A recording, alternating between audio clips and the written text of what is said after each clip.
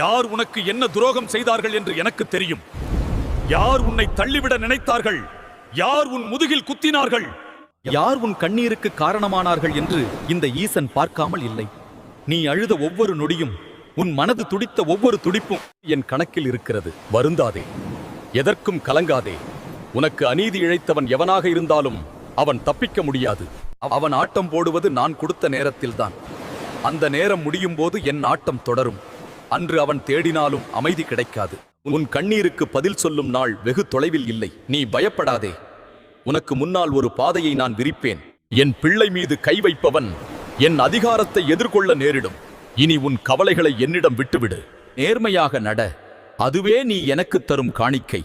நான் உனக்கு நீ இழந்ததை விட பன்மடங்கு சிறப்பான ஒன்றை உனக்கு தருவேன். யார் உன்னை தோல்வி என்று சொன்னார்களோ அவர்களே வியந்து பார்க்கும்படி உன்னை உயரத்தில் அமர வைப்பேன். உனக்கு பின்னால்